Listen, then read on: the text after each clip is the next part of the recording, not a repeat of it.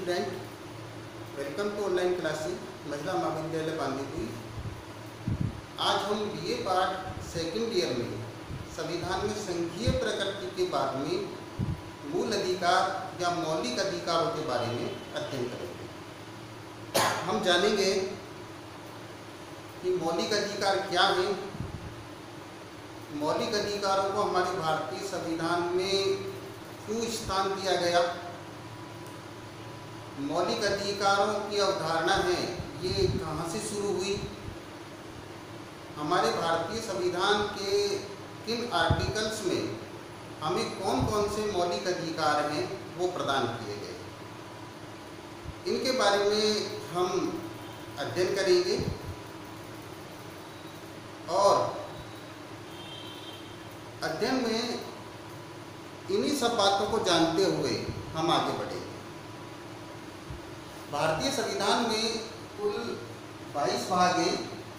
भाग 3 में और कुल 395 अनुच्छेद हैं। अनुच्छेद 12 से लेकर 35 तक में हम भारतीय नागरिकों को मौलिक अधिकार या मूल अधिकार प्रदान किए गए। संविधान निर्माता हैं वो संविधान की रचना करने से जो पूर्व की स्थिति हमारे भारत में थी कि किस कदर हमारे भारत में विदेशी हुकूमतों का शासन रहा था, चाहे हम मध्यकाल को देखते हैं और उसके बाद में हम अंग्रेजों के शासन को देखते हैं, तो उन शासन व्यवस्थाओं में भारतीय नागरिकों को कहीं पर भी किसी प्रकार के कोई अधिकार प्राप्त नहीं थे। और ये निश्चित है कि किसी भी देश में जब नागरिकों को अधिकार प्राप्त नहीं होते हैं तो निश्चित रूप से जो शासक होता है वो उन नागरिकों के ऊपर अत्याचार करता है, उनका शोषण होता है और अत्याचार और शोषण से मुक्ति का कोई रास्ता नहीं रह जाता है। और जब हम विश्व में देखते हैं तो बहुत सारी जो क्रांतियों के दिग्दर्शन होते हैं या इतिहास है जो हमें बताता है, जताता है, तो वो क्रांतियां अधिकारों के लिए हुई। हम ये जो अधिकारों की बात करते हैं या मानव अधिकारों से संबंधित जो कॉन्सेप्ट है, ये सबसे पहले फ्रांस की राज्य क्रांति के साथ में आया था। वहाँ के जो शासक हैं, लुई शासक हैं, जिनमें लुई 14वां थे, वो निरंकुश शासक थे और जनता पर फ्रांस में अत्याचार हो रहे थे। आखिर में फ्रांस की जनता है, उन्होंने समानता, स्वतंत्रता और बंधुत्व, इन 3 बिंदुओं को लेकर क्रांति कर दी और क्रांति के परिणाम स्वरूप जिस शासन की स्थापना हुई उसमें 1789 में फ्रांस में नागरिक अधिकारों की घोषणा हुई कि फ्रांस में नागरिकों को समानता का, स्वतंत्रता का अधिकार होगा, भाईचारे का अधिकार। फिर उसके बाद तो हम देखते हैं तो अमेरिका में भी जो ब्रिटिश शासन के विरुद्ध क्रांति हुई और अमेरिका में भी जो संविधान की रचना की गई, उसके 2 साल बाद ही 1791 में नागरिकों को 10 आर्टिकल के साथ में मौलिक अधिकार प्रदान किए गए। जब यूएनओ की स्थापना हुई तो स्थापना के 3 साल बाद में ही 1948 में मानव अधिकारों की घोषणा कर दी गई थी और ये तय कर दिया गया था कि विश्व के किसी राष्ट्र में रहने वाले नागरिकों के मौलिक अधिकारों का अगर कोई हनन होता है तो यूएनओ उनकी सुरक्षा करेगा।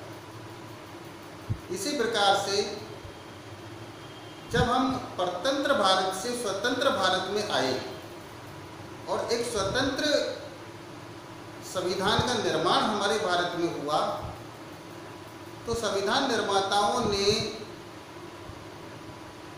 उन शासनों में जो नागरिकों को अधिकार नहीं मिले थे, नागरिकों के ऊपर अन्याय और अत्याचार हुए थे, शोषण हुआ था, उनसे मुक्ति के लिए हमारे भारतीय संविधान में नागरिकों को मौलिक अधिकार प्रदान किए कि ये मौलिक अधिकार नागरिकों के पास में होंगे, इन्हें किसी भी शासन के द्वारा छीना नहीं जा सकता। बाद में सुप्रीम कोर्ट ने इन्हें संविधान के मूल ढांचे में चिन्हित किया और किसी भी प्रकार की विचारधारा की सरकार आ जाए भारत में, किसी भी प्रकार के राजनीतिक दल की सरकार आ जाए, वो हमारे मौलिक अधिकारों का हनन नहीं कर सकती, क्योंकि कॉन्स्टिट्यूशनल ट्रीटमेंट ये भी कर दिया है कि अगर ऐसा होता है तो हमारे देश में जो सुप्रीम कोर्ट और हाई कोर्ट हैं वो हमारे नागरिकों के मौलिक अधिकारों के रक्षक होंगे, और अगर हमारे मौलिक अधिकारों का उल्लंघन होता है तो तुरंत प्रभाव से हम वहाँ उपचार ले सकते हैं और फिर हमारे नागरिक मौलिक अधिकार हैं वो बहाल हो सकते हैं। इस वजह से इतिहास में जाकर विश्व क्रांतियों के दिग्दर्शन करके अंग्रेजी शासन के अत्याचार और अन्याय को देखते हुए हमारे भारतीय संविधान में नागरिक मौलिक अधिकारों की रचना की। ये जो नागरिक मौलिक अधिकार हैं ये हमारे भारतीय संविधान में हमें 7 प्रकार के जो अधिकार हैं वो प्रदान किए गए थे, जिनमें सबसे पहला जो अधिकार है वो था समानता का अधिकार।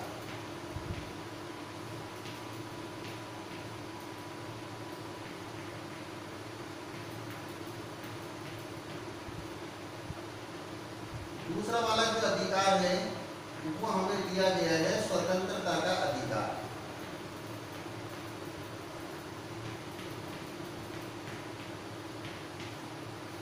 तीसरा वाला जो अधिकार दिया है वो है शोषण के विरुद्ध अधिकार।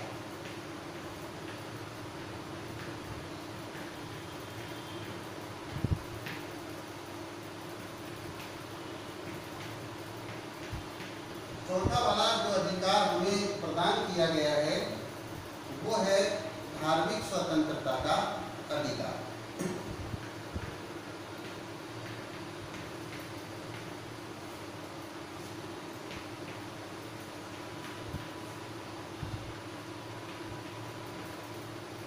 पांचवा वाला जो अधिकार है हमारा वो है संस्कृति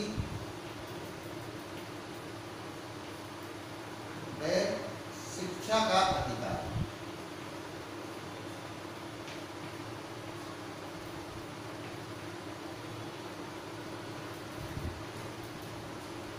छठा वाला जो अधिकार मूल संविधान में हमें प्रदान किया गया था संपत्ति का अधिकार।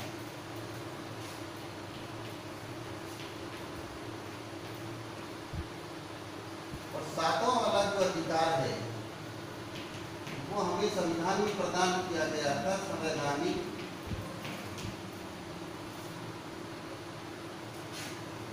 उपचारों का अधिकार।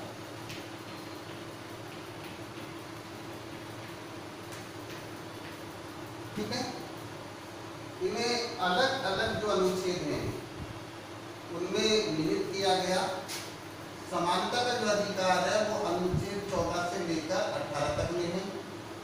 स्वतंत्रता का अधिकार है वो अनुच्छेद 19 से लेकर 22 तक में है। शोषण के विरुद्ध अधिकार है वो अनुच्छेद 23 से लेकर 24 तक में है। धार्मिक स्वतंत्रता का अधिकार है वो अनुच्छेद 25 से लेकर 28 तक में है। संस्कृति में शिक्षा का अधिकार है वो अनुच्छेद 29 और 30 में निहित है। संपत्ति का जो अधिकार है वो अनुच्छेद 31 में निहित किया गया था और संवैधानिक उपचारों का अधिकार है वो अनुच्छेद 32 में निहित किया था। इस प्रकार से ये जो 7 अधिकार हैं वो मूल संविधान में हमें प्रदान किए गए थे। 44वें संविधान संशोधन 1979 के द्वारा संपत्ति के अधिकार को मौलिक अधिकार से हटा दिया गया है और इसे विधिक अधिकार लीगल लॉ बना दिया गया है और इसे लीगल लॉ बनाकर आर्टिकल 300 के में निहित कर दिया गया है। ठीक है ना। तो right to property not is fundamental right after amendment only legal right article 300 है। तो ये जो अधिकार है इसे हटाने के बाद में अब भारतीय नागरिकों को भारतीय संविधान में 6 प्रकार के जो अधिकार हैं वो मिले हुए हैं।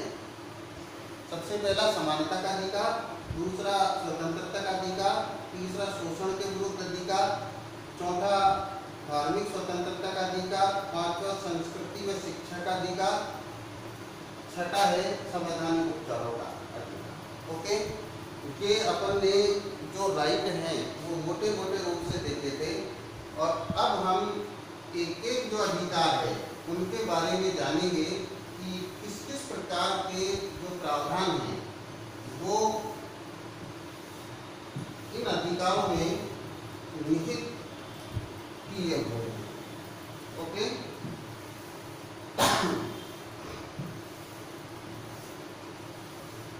सबसे पहला जो हमारा अधिकार है वो है समानता का अधिकार और वो है अनुच्छेद 14 से लेकर 18 तक।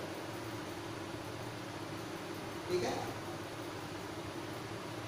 एक एक आर्टिकल है वो यहाँ पर क्लियर है। अनुच्छेद 14, अनुच्छेद 14, अनुच्छेद 14 में लिख रखा है कि राज्य विधि की समक्ष समता, समता से तात्पर्य समानता, व विधि का समान संरक्षण करेगा।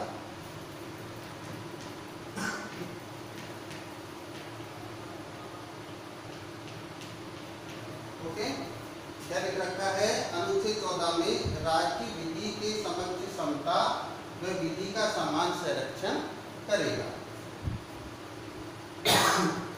दूसरा जो आर्टिकल आता है इसमें वो आता है अनुच्छेद 15। अनुच्छेद 15 में लिख रखा है धर्म, जाति, लिंग, आयु, जन्म स्थान,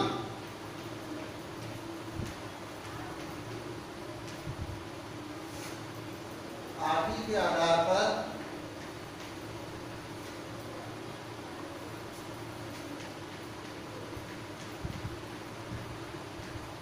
भेदभाव का निषेध है।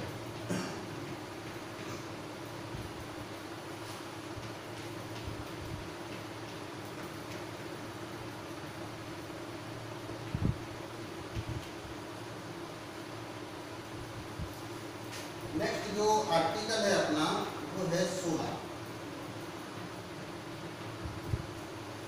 इसमें लिख रखा है लोक नियोजन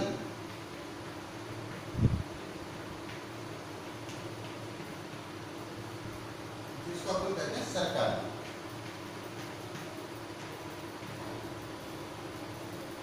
लोक नियोजन में अवसर की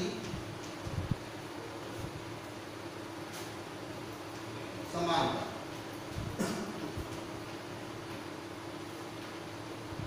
ठीक है, नेक्स्ट वाला जो आर्टिकल है वो है अनुच्छेद 17। इसमें है अस्पृश्यता का अंत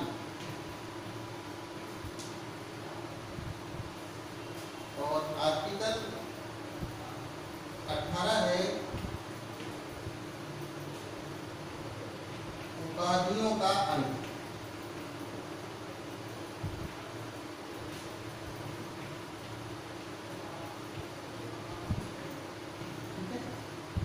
ये अपना 14 से लेकर 18 तक जो आर्टिकल है वो लिखा गया है कि इसमें इस प्रकार की व्यवस्थाएं होंगी। ये मैंने आपको, ये शॉर्ट है, इसमें लिखवाया है।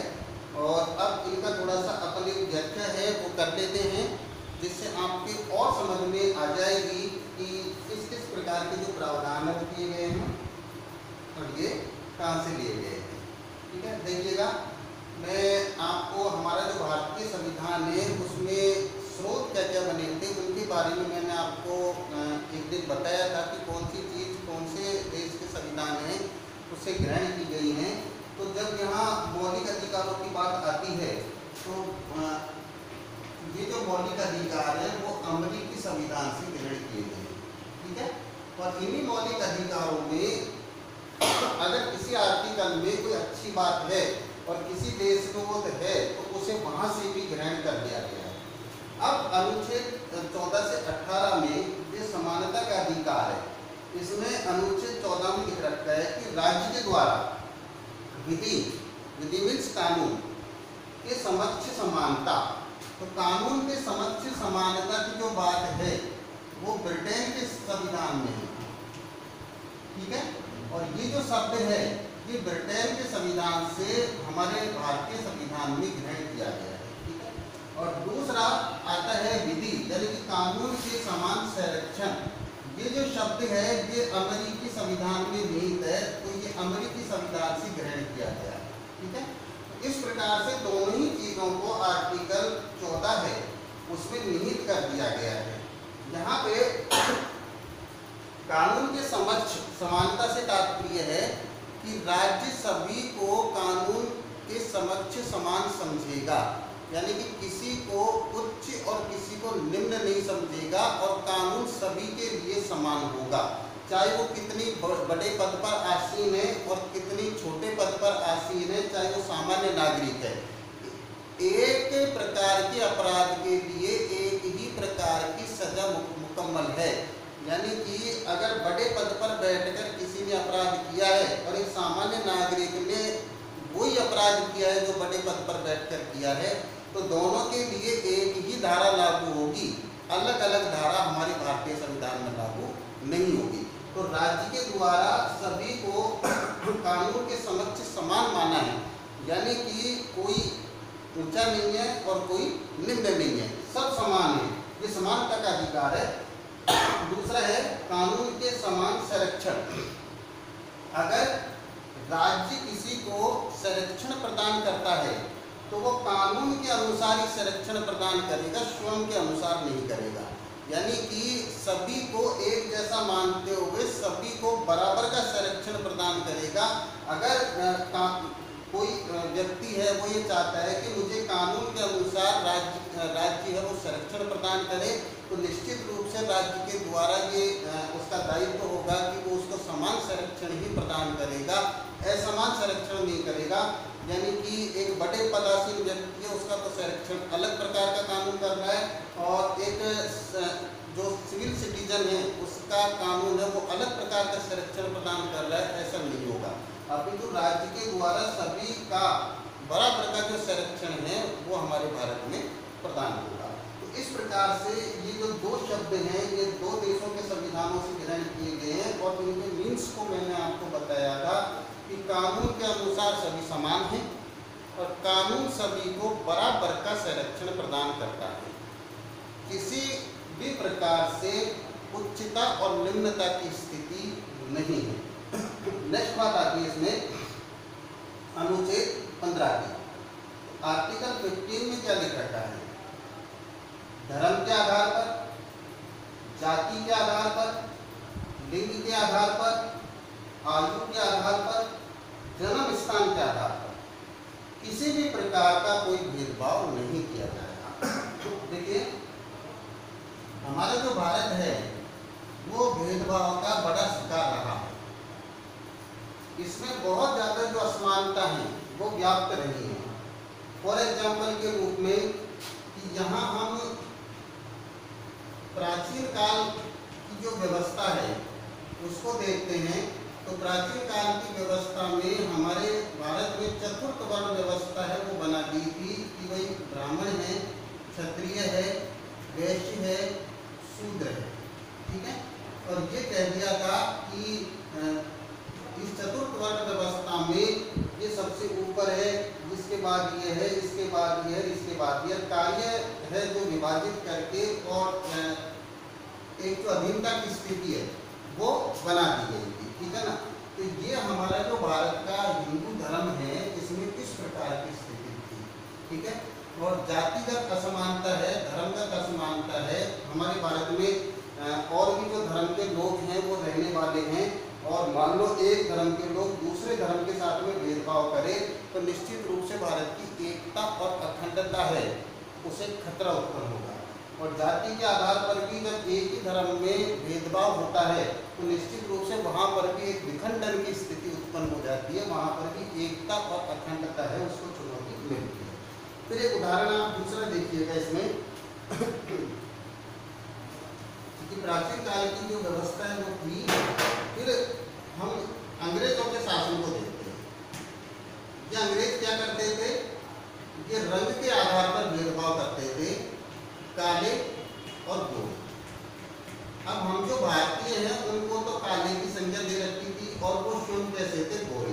तो इन्होंने जो सार्वजनिक स्थान होते थे उन सार्वजनिक स्थानों पर स्पष्टतः ये भार लिख देते थे कि Indian and dog not allowed, यानी कि जो भारतीय हैं उनको काले की संज्ञा देकर और उनकी कुत्तों के समान तुलना कर रखी थी, कह दिया था कि ये अंदर नहीं आ सकते, ठीक है ना। तो इस प्रकार की जो स्थिति है वो हमारे भारत में थी। इनको अच्छी तरीके से हमारे संविधान निर्माता देख चुके थे और इसी वजह से उन्होंने समानता के अधिकार में अनुच्छेद 15 में इसे लिखा कि हमारे भारत में सब समान हैं, कोई धर्म के आधार पर असमान नहीं है, कोई जाति के आधार पर असमान नहीं है, कोई लिंग के आधार पर असमान नहीं है। एक शब्द का भी मैं आपको उदाहरण दूंगा कि हमारा जो भारतीय समाज है, अब हम सामाजिक स्थिति को देखते हैं, इस समाज में एक तो पुरुष और दूसरे स्त्री। अब प्राचीन काल से ही धर्मशास्त्रों में जो स्थिति लिखी गई है उसमें क्या है कि पुरुष को ज़्यादा महत्व प्रदान किया गया है। तो हमारा जो भारतीय समाज बना वो कैसा बना, पुरुष प्रधान समाज बन गया। और जो स्त्री है उसको कोई अधिकार दिए नहीं, उसे स्त्रियों का अधिकारों से अधिकतर वंचित रखा गया। तो ऐसी स्थिति में ये क्या था, ये लिंग के आधार पर भेदभाव था, यानी कि पुरुष हैं उनको ज़्यादा अधिकार और स्त्री हैं उनको बहुत कम अधिकार। तो इस प्रकार से ये जो भेदभाव है ये भी हमारे भारत में बहुत लंबे समय से चला आ रहा था। इसी के साथ साथ में जो ऐसी स्थितियां हैं कि एक राज्य में निवास करने वाला दूसरे राज्य में निवास करने वाला, अब एक राज्य का निवासी दूसरे राज्य में चला जाए कि जन्म स्थान के आधार पर उससे भेदभाव किया जाए, ये भी गलत है, क्योंकि वो है तो भारत का नागरिक ही। आयु के आधार पर अगर मान लो कोई बड़ा है और कोई छोटा है तो सभी मनुष्य हैं।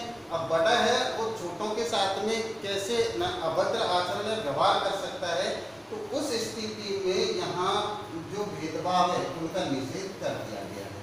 यानी कि हमारे भारतीय संविधान के द्वारा स्पष्ट है, अनुच्छेद 15 में लिखा गया है कि धर्म के आधार पर, जाति के आधार पर, लिंग के आधार पर, आयु के आधार पर, जन्म स्थान के आधार पर किसी भी प्रकार का कोई भेदभाव नहीं किया जाएगा, ठीक है।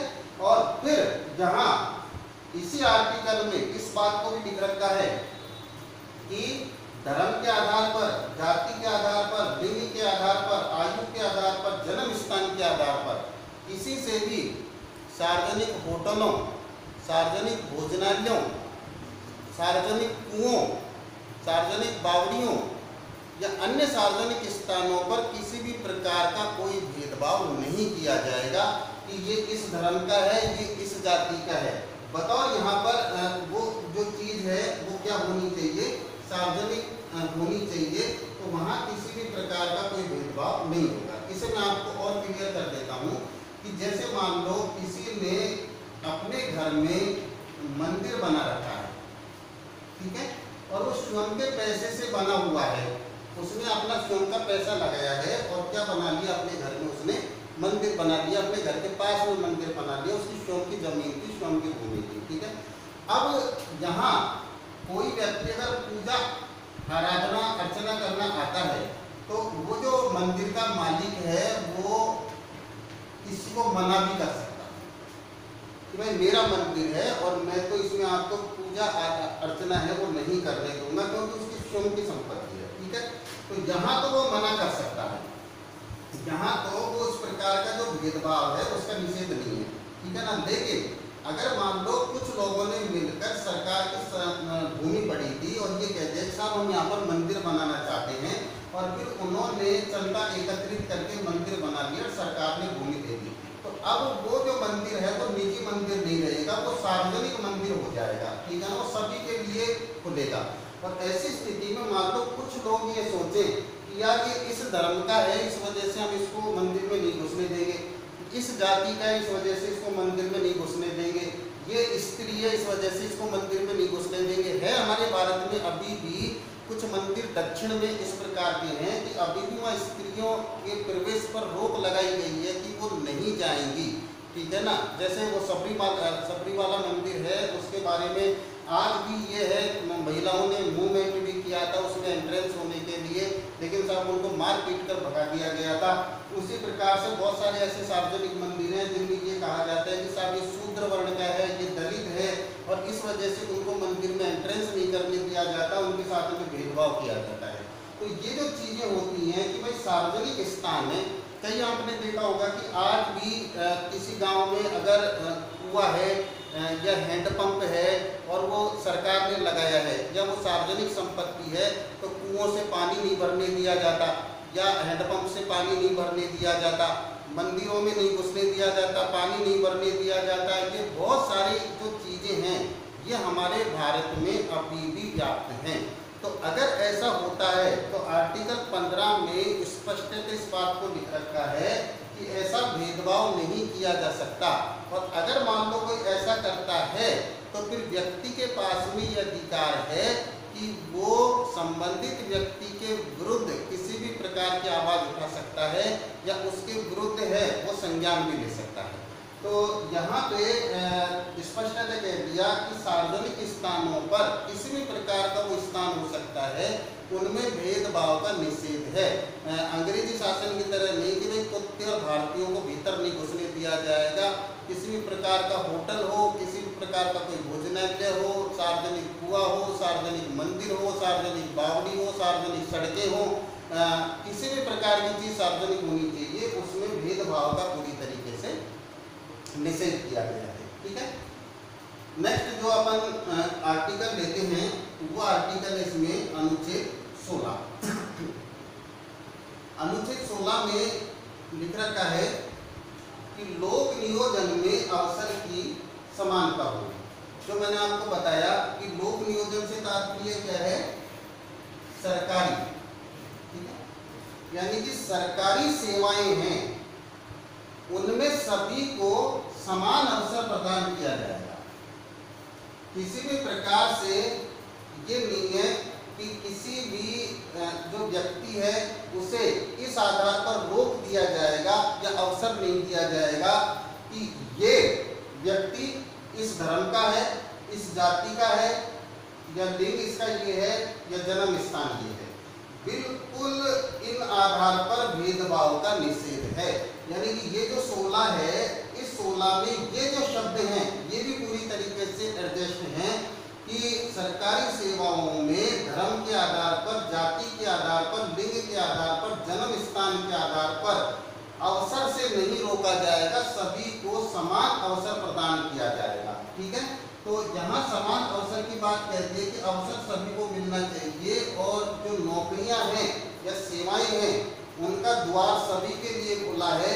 किसी के भी साथ में इस प्रकार का जो व्यवहार है वो नहीं किया जाएगा या भेदभाव है वो नहीं किया जाएगा। अब मैं आपको इसे और स्पष्ट कर दूं कि जैसे सरकारी सेवाएं हैं तो आप ये देखा कि हमारे भारत में जो सबसे ज़्यादा पहले पढ़े लिखे थे ठीक है, वो पढ़े लिखे स्त्री पुरुष में से कौन है, पुरुष ही ज़्यादा मिलते थे, ठीक है ना। तो सरकारी सेवाओं में यही जाते थे। अब जो महिलाएं हैं वो भी शिक्षा लेने लग गई, वो पढ़ने लग गई। अब मान लो ये कहा जाए कि भाई महिलाओं को सरकारी सेवाओं में नहीं लिया जाएगा और फिर लिंग के आधार पर भेदभाव कर दिया जाएगा, तो इसका पूरी तरीके से निषेध है। ऐसे तो स्त्री है उसको अवसर ही नहीं मिलेगा, यानी कि पुरुष को अगर अवसर मिल रहा है तो स्त्री को भी क्या मिलना चाहिए, अवसर मिलना चाहिए, ठीक है। तो इस प्रकार से ऐसे नहीं कहा जाएगा कि भाई ये जो नौकरी है इसको हिंदू ही कर सकता है, इसको मुसलमान नहीं कर सकता, सिख नहीं कर सकता, ईसाई नहीं कर सकता, नहीं। जब वो व्यक्ति है तो उसे धर्म के आधार पर भी भेदभाव नहीं किया जाएगा, क्योंकि वो इंसान है और वो एजुकेटेड है।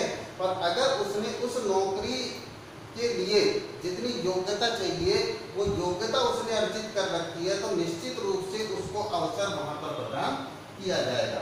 किसी को भी अवसर से वंचित नहीं किया जाएगा, किसी को भी अवसर से रोका नहीं जाएगा। इस भेदभाव का भी पूरी तरीके से निषेध कर दिया गया है। अवसर की समानता है वो सभी को मिली हुई है। अब यहाँ एक चीज मैं आपको और क्लियर कर दूं कि संविधान निर्माताओं ने अवसर की समानता देते हुए संविधान में ही SC ST को आरक्षण प्रदान किया कि इनको रिजर्वेशन होगा। तो यहाँ पे सुप्रीम कोर्ट तक ये मामला उठा कि इनको SC ST को रिजर्वेशन देने से जो अन्य लोग हैं उनको अवसर नहीं मिलेंगे।